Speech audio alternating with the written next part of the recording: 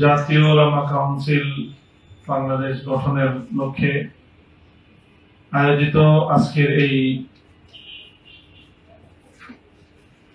পরামর্শ সভায় উপস্থিত সম্মানিত সভাপতি, উপস্থিত হযরত উলামায়ে কেরাম, আজকে আমার আহ্বানে আপনারা এখানে অংশগ্রহণ করেছেন, উপস্থিত হয়েছেন। এজন্য আজকের এই বৃষ্টি ভেজা প্রতিকূল আবহাওয়া উপেক্ষা করে জীবনের মূল্যবান সময় ব্যয় করে এখানে উপস্থিত হওয়ায় আমি আপনাদের সকলকে আন্তরিক শুকরিয়া এবং কৃতজ্ঞতা জ্ঞাপন করছি। দোয়া করছি আল্লাহ রাব্বুল আলামিন আপনাদের সকলকে উত্তম বিনিময় দান করুন। আমি একটু পেছন ফিরে আমাদের ইতিহাসের কয়েকটি দৃষ্টান্ত আপনাদের সম্মুখে উপস্থাপন করতে চাই। 1991 সালে বাংলাদেশে প্রথমবারের মতো আমাদের রাজনৈতিক অঙ্গনে কার্যক্রম পরিচালনাকারী সবগুলো সংগঠন নিয়ে আমাদের রাজনৈতিক ঐক্যবদ্ধ প্ল্যাটফর্ম তৈরি হয়, যেটির নাম ছিল ইসলামী ঐক্যজোট। ইসলামী ঐক্যজোট গঠনের সময় বাংলাদেশে চিন্তার দিক থেকে কাছাকাছি 6টি সংগঠন, বাংলাদেশ খেলাফত মজলিস, ইসলামী শাসনতন্ত্র আন্দোলন, জমিয়ত উলামায়ে ইসলাম, নেজামী ইসলাম, খেলাফত আন্দোলন এবং ফরায়েজি জামাত, এই 6টি সংগঠন নিয়ে ইসলামী ঐক্যজোট তার যাত্রা শুরু করে এবং বাংলাদেশে ইতিহাসে প্রথমবারের মতো এবং শেষবার একবারই একটি ঘটনাই ঘটে যে 1991 সালে ইসলামী ঐক্যজোটের পক্ষ থেকে ইসলামী ঐক্যজোটের প্রতীক মিনার প্রতীকে একজন সংসদ সদস্য নির্বাচিত হয়ে জাতীয় সংসদে প্রতিনিধিত্ব করেন মরহুম শাইখুল হাদিস হযরত মাওলানা ওবায়দুল হক রাহমাতুল্লাহ আলাইহি। এরপরে ইসলামী ঐক্যজোট আরো অনেক দূর পর্যন্ত আরো অনেক দিন কার্যক্রম পরিচালনা করেছে। এর মধ্যে ইসলামী ঐক্যজোটের মধ্যে নানা ধরনের দ্বিধা বিভক্তিও দেখা দিয়েছে।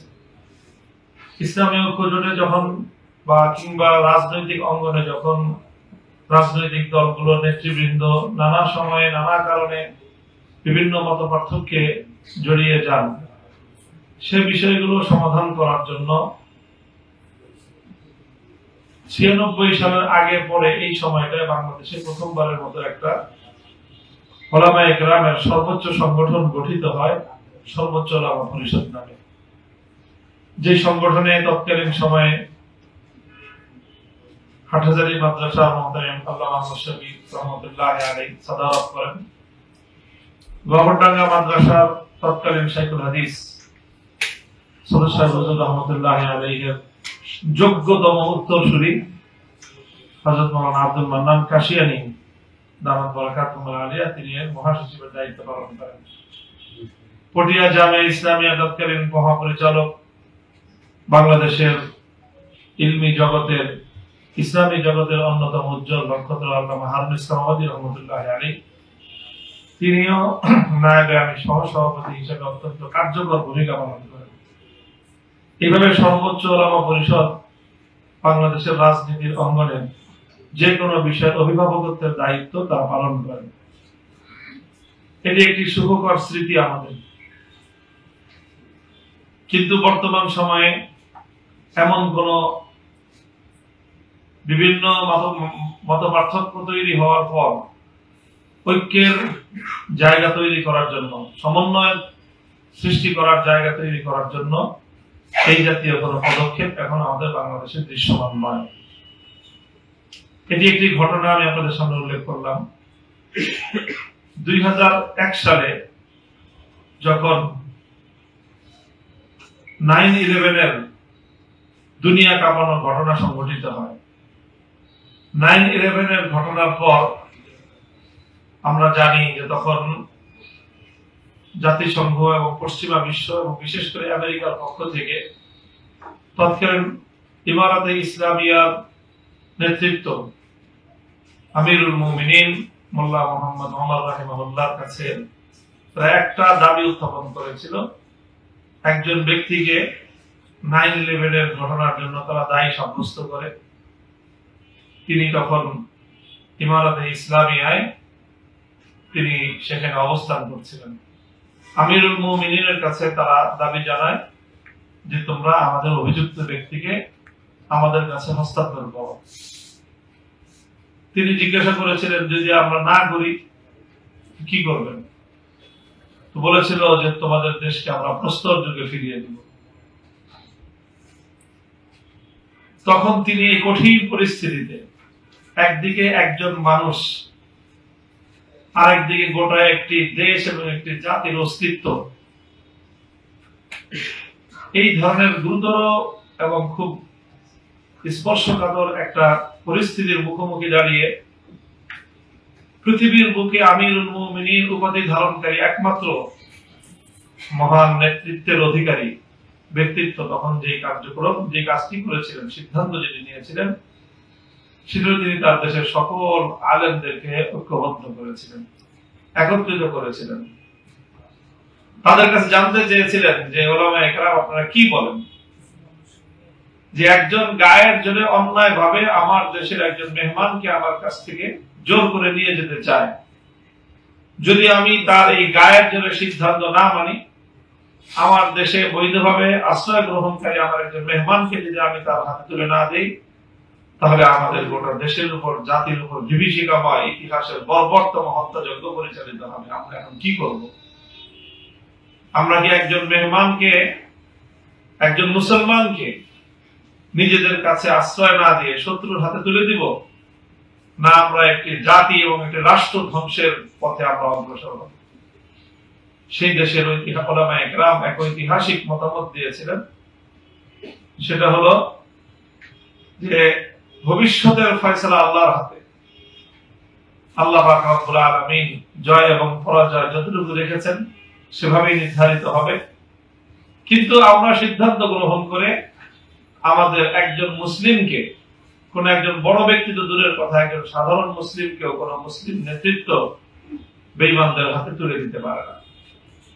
তখন তিনি জবাব দিয়েছিলেন সেই শক্তিধর পশ্চিমা বিশ্বের নেতৃত্ব দানকারী শাসক বর্গকে, যে অমুক ব্যক্তি তো দূরের কথা, যদি আমাদের দেশ থেকে একটি কুকুরও তুমি আমার কাছ থেকে জোর করে নিয়ে যেতে চাও, তাহলে আমরা লড়াই করব, জীবন দেব, কিন্তু সেই কুকুরটাও আমরা তোমাকে এমনি দিয়ে দেব না।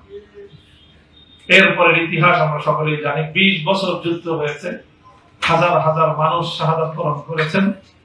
ইমারতে ইসলামিয়া নামক পৃথিবীতে জন্মগ্রহণ করে সেই রাষ্ট্রটা বিলুপ্ত হয়েছে।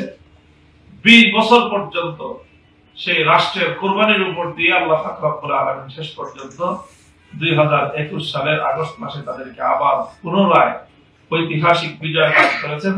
ইমারতে ইসলামিয়া ফিরে এসেছে গৌরব এবং আত্মমর্যাদা নিয়ে। এই ঐতিহাসিক সিদ্ধান্তটি গ্রহণ করার পিছনে সে দেশের আলেম সমাজের ঐক্যবদ্ধ একটা সিদ্ধান্ত এবং ঐক্যবদ্ধ একটা ফতোয়া, একটা নিয়ামকের ভূমিকা পালন করেছিল এবং গোটা জাতিকে ঐক্যবদ্ধ করেছিল। এটা দ্বিতীয় ঘটনা আমি বললাম। তৃতীয়, আমার ব্যক্তিগত একটা অনুভূতির কথা আমি আপনাদের কাছে বলি। আমি 2021 সালের 5ই এপ্রিল গ্রেফতার হয়ে 2024 3রা মে পর্যন্ত 3 বছর 1 মাস কারাগারে বন্দী ছিলাম। আমাদের অনেক ভাইয়েরা আমরা একসাথে দীর্ঘ সময় কারারুদ্ধ থেকেছি। কারারুদ্ধ থেকে কারাগারের বন্দী জীবনে এবং চরম অসহায়ত্বের মুখে নিজেদের জীবনের বাস্তবতা এবং জাতির বাস্তবতা উপলব্ধি করবার যেই একটা পরিবেশ আমরা পেয়েছি, সেই সময়ে আমি মনে করি সাধারণ পরিবেশে চলমান অবস্থায় সাধারণ পরিবেশে সেই ধরনের আত্ম উপলব্ধির পরিবেশ সৃষ্টি হয় না। সেই আত্ম উপলব্ধির জায়গা থেকে, সেখান থেকেই কিছু উপলব্ধি নিজের মধ্যে সৃষ্টি হয়েছে। কারামুক্তির পরে আমি সেই আমার 3 বছরের হৃদয়ের গভীরে তিল তিল করে জমে ওঠা সেই অনুভূতিগুলোকে সামনে রেখে উপলব্ধিগুলোকে সামনে রেখে পরবর্তী জীবনের পদক্ষেপ গ্রহণ করবার চেষ্টা করেছি। সেখানে আমার অন্যতম একটা আমার মনের মধ্যে অনুভূতি সৃষ্টি হয়েছিল যে আমাদের যতটুকু দ্বিধা বিভক্তি রয়েছে, ক্ষুদ্র ক্ষুদ্র শক্তিতে আমরা বিভক্ত, আমাদের এই ক্ষুদ্র শক্তিগুলোকে যতটা সম্ভব ঐক্যবদ্ধ করে আমাদের ভূমিকা পালন করা জরুরি। তো সেই ঐক্যবদ্ধ ভূমিকা পালন করার জন্য আমরা কিছু কিছু ক্ষুদ্র ক্ষুদ্র পদক্ষেপ নিয়েছি। সেই পদক্ষেপের পাশাপাশি মনে হয়েছে যে আরেকটা পদক্ষেপ হওয়া দরকার। সেটা আমরা সবগুলো ইসলামিক রাজনৈতিক সংগঠন যার যার দলীয় পরিচয় বিলীন করে দিয়ে আমরা একটা সংগঠনে একীভূত হব, এটা আমাদের চূড়ান্ত টার্গেট হওয়া চাই। বাকি সেটা খুব সুদূর পরাহত, অনেক দীর্ঘমেয়াদী পরিকল্পনা এবং অনেক বাস্তবতার মধ্য দিয়ে অতিক্রান্ত হওয়ার প্রশ্ন সাপেক্ষ বিষয় সেটা। তবে আলহামদুলিল্লাহ আমি ব্যক্তিগতভাবে, আমি এবং আমার সহযোগী আরো অনেকেই, আমরা এই আবেগ এবং ওই আমাদের 3 বছরের যে সত্যিকার বাস্তবতার যে আত্ম উপলব্ধি, সেখান থেকে আমরা এই চিন্তার উপর আছি যদি সম্ভব হয় বাংলাদেশে, তাহলে সবগুলো ইসলামিক রাজনৈতিক সংগঠন অন্তত চিন্তার দিক থেকে আমাদের মধ্যে আদর্শগতভাবে তেমন মৌলিক কোনো বিভাজন নেই, পার্থক্য নেই, সেই সংগঠনগুলো একীভূত হয়ে একটি সংগঠনে আত্মপ্রকাশ করার কোন উদ্যোগ যদি গ্রহণ হয়, কোন উদ্যোগ যদি পরিচালিত হয়, আমরা বাংলাদেশ খেলাফত মজলিস তার মধ্যে সর্বাগ্রে অগ্রণী ভূমিকা পালন করব। এটা একটা কথা। সেটা তো আমি বললাম আগে বাস্তবতা রয়েছে এবং এটা একটা দীর্ঘমেয়াদী কর্মপরিকল্পনা, ধাপে ধাপে সেটা করা সম্ভব হলে হতে পারে। সেটার জন্য আমরা কাজ করব আমাদের জায়গা থেকে। এর পাশাপাশি আরেকটা জায়গা তৈরি হওয়া দরকার, সেটা হলো ইসলামী যে কোনো তৎপরতা, দেশের জাতীয় যে কোনো সমস্যার সমাধান, জাতীয় যে কোনো ক্রান্তিকাল অতিক্রম করার জন্য, জাতীয় গুরুত্বপূর্ণ যে কোনো সিদ্ধান্তের জন্য আমি মনে করি যে দেশের আলেম সমাজের ঐক্যবদ্ধ জাতীয় পর্যায়ের একটা সিদ্ধান্ত গ্রহণ করবার মতো একটা প্ল্যাটফর্ম থাকা দরকার। সেটা দলীয় পরিচয়ের ঊর্ধ্বে উঠেও সেটা করা সম্ভব,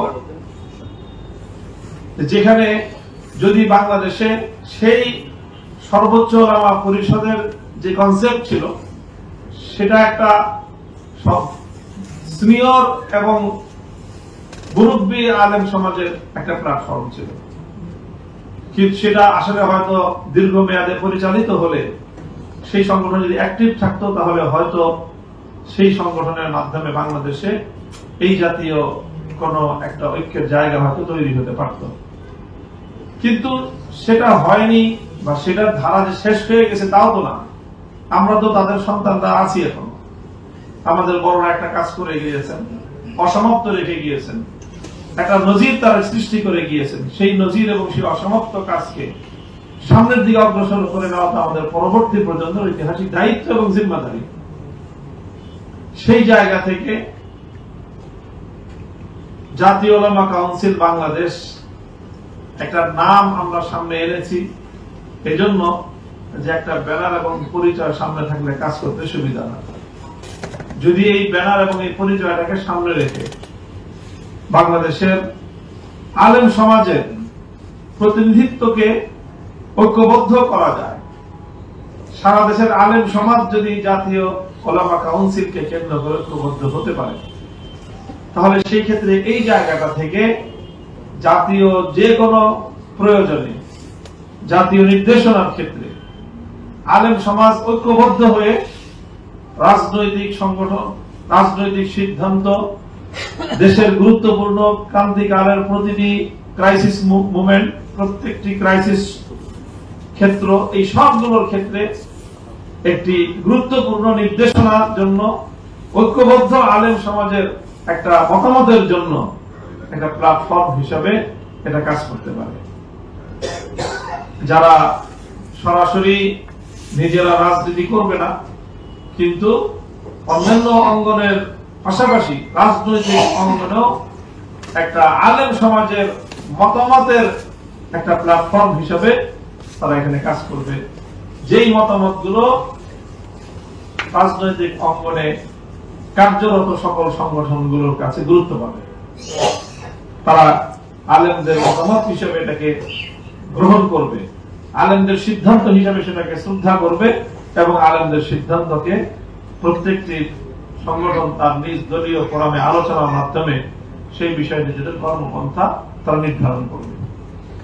এইরকম একটা ইচ্ছা এবং অভিপ্রায় নিয়ে জাতীয় ওলামা কাউন্সিল গঠন করা একটা পরিকল্পনা প্রাথমিকভাবে গ্রহণ করা হয়েছে। যদি ঠিক এইভাবেই বাংলাদেশের প্রতিনিধিত্বশীল আলেম সমাজ এইরকম একটা ব্যানারকে সামনে নিয়ে অগ্রসর হতে পারে, তাহলে আমরা আমাদের জায়গা থেকে সব ধরনের সহযোগিতা করব এবং তাদের যে কোনো নির্দেশনা কার্যকর করার জন্য, অনুসরণ করার জন্য, মান্য করার জন্য, বাস্তবায়ন করার জন্য আমরা আমাদের জায়গা থেকে সচেষ্ট থাকবো এবং আমরা সেক্ষেত্রে ইনশাআল্লাহ ভূমিকা পালন করব। এই হলো জাতীয় ওলামা কাউন্সিল গঠন করার জন্য আজকের এই যে পরামর্শ সভা আহ্বানের মূল কথা। আমি এই কয়েকটি বিচ্ছিন্ন ঘটনা এবং একটা উপলব্ধিকে সামনে রেখে আপনাদের সম্মুখে আমার আহ্বান আমি উপস্থাপন করলাম যে এরকম একটা জাতীয় ওলামা কাউন্সিল, ন্যাশনাল ওলামা কাউন্সিল গঠিত হোক, যে ওলামা কাউন্সিলের পক্ষ থেকে দেশের ধর্মীয়, রাজনৈতিক, জাতীয়, আর্থিক, সামাজিক, সাংস্কৃতিক প্রতিটা ক্ষেত্রে জাতির অভিভাবকত্ব করবার এবং যারা যেই কাজের জন্য উপযুক্ত তাদেরকে সেই কাজের নির্দেশনা দেওয়ার মতো একটা প্রতিষ্ঠান হওয়া দরকার এবং সেই প্রতিষ্ঠানে সারা দেশের আলেমদের সকল ওলামায়ে কেরামের মতামত গুলো এসে একীভূত হবে, কেন্দ্রীভূত হবে। সেই রকম একটা কাউন্সিল যদি থাকে তাহলে ইনশাআল্লাহ বাংলাদেশের রাজনৈতিক সংগঠনগুলো তারা একটা সাহারা পাবে, তারা একটা পিছন থেকে আলেম সমাজের ব্যাকআপ পাবে তারা, এবং তারা আলেম সমাজের গাইডলাইনটাও পাবে। এবং এই ধরনের একটা মানে কাউন্সিল গঠন করে আমরা বাংলাদেশের ঐতিহাসিক এই দায়িত্ব পালনে আমরা আমাদের জায়গা থেকে ক্ষুদ্র সহায়কের ভূমিকা পালন করতে পারি। এই আমার বক্তব্য, এই আমার আহ্বান। আজকে এখানে আবারও যারা উপস্থিত হয়েছেন তাদের প্রতি আমি কৃতজ্ঞতা প্রকাশ করছি এবং আপনার মতামতের ভিত্তিতে এই ধরনের কাউন্সিল গঠন করা কতটুকু যৌক্তিক হবে সেই যৌক্তিকতা এবং যদি যৌক্তিক মনে করেন সেই ক্ষেত্রে পরবর্তী পদক্ষেপ কিভাবে গ্রহণ করা যায় এই বিষয়গুলো মতামত এবং পরামর্শের মাধ্যমে সিদ্ধান্ত গ্রহণ করবেন। এই আহ্বান ব্যক্ত করে আমি আমার কথা এখানে শেষ করছি। ওয়া আখিরু দাওয়ানা আলহামদুলিল্লাহি রাব্বিল আলামিন। আসসালামু আলাইকুম ওয়া রাহমাতুল্লাহ।